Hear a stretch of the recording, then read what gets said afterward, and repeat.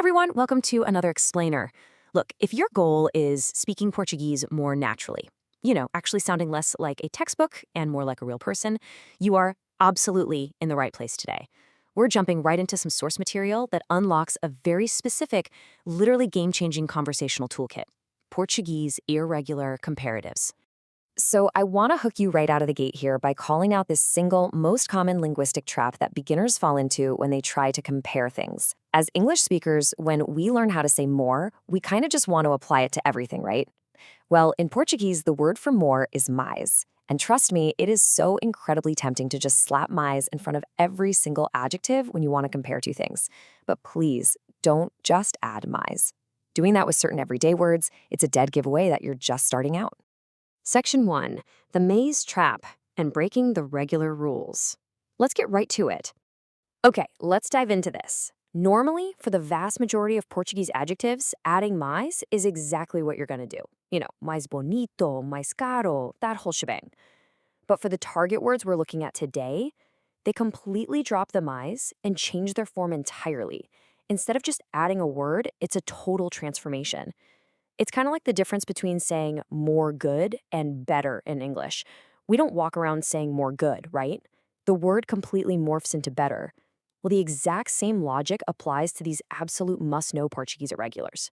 Section 2. Quality shifts. Navigating good and bad. All right, looking at our first set of conversational tools for everyday opinions, here is the first major transformation.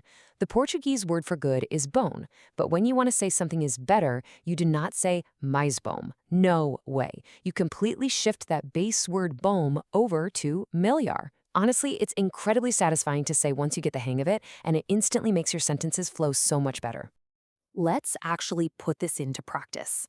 Imagine you've just walked out of a movie theater, you are absolutely buzzing, and you turn to your friend to give your ultimate, enthusiastic movie critic review. You'd say, "Esse filme é melhor que o outro." This movie is better than the other one. Do you see how natural that sounds? No clunky mais bom, just a smooth, native-sounding melhor. But hey, let's be real, not everything is good, so what happens when quality drops? Let's contrast what we just learned with this next pair. The word for bad is ruim, and when things go from bad to worse, ruim completely transforms into pior. You drop the mais completely. It is literally never mais ruim. It is simply pior. Picture this for a second. You're waiting for the bus, the sky just opened up, you forgot your umbrella, and you are just thoroughly annoyed by the whole commute. You look at the person next to you and complain, "Hoje o tempo está pior do que ontem." Today the weather is worse than yesterday. It conveys that frustration perfectly, man. Exactly the way a local would actually say it. Moving on to Section 3, Scale Shifts, Measuring Big and Small. Now, what's really interesting about this slide is how it shifts our narrative focus from quality to physical size and age, introducing our next crucial pair. The word for big is grande. Its irregular comparative is maior, which means bigger. But look closely at the dual meaning here. Maior surprisingly covers both bigger and older. It's such a wonderful linguistic work. You don't use mais grande. You use maior to express both physical size and someone's seniority. Let's act out a familiar family dynamic here, a little sibling rivalry. If you want to say, "My brother is bigger than me," or even refer to an older sibling, you say, "Meu irmão é maior do que eu." It's a perfectly natural, everyday conversational staple that completely bypasses that regular mais rule. And to complete our scale pairing, we got to look at the opposite end of the spectrum. The word for small is pequeño, and just as we saw with grande, pequeño shrinks down into its own irregular comparative, menor. And again, just a heads up, this doesn't just mean smaller in physical size, it also carries the meaning of younger. Put on the hat of a discerning house hunter for a moment. You're out touring properties, comparing real estate, and you notice a difference in square footage. You wouldn't say mais pequena. You would simply observe, "Essa casa é menor que a outra." This house is smaller than the other one. It's efficient, it's clear, and, well, it's grammatically perfect. Which brings us to Section 4, Master Daily Conversation, your next steps influencing. And this brilliantly illustrates the absolute core takeaway from our source material today. These aren't just obscure grammar rules you're going to forget. They're absolutely essential daily tools.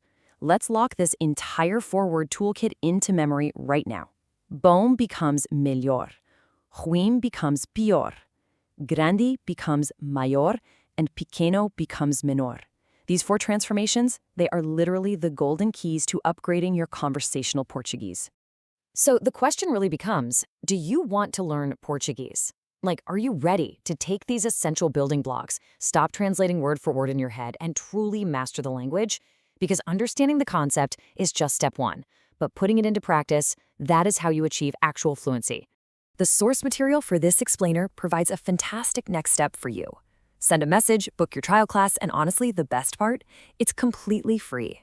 There is literally no better way to test out your new Maior, Pior, Maior, and Menor vocabulary than in a live conversational setting. I highly, highly urge you to take advantage of this. Which leaves us with one final, very important question to wrap up our explainer today. Are you ready to drop the mais and start speaking like a natural? For sure. Next time you want to compare 2 things, catch yourself. Skip the mais, use your irregular comparatives, and just watch how much better your Portuguese instantly sounds. Keep practicing, stay curious, and I'll catch you in the next explainer.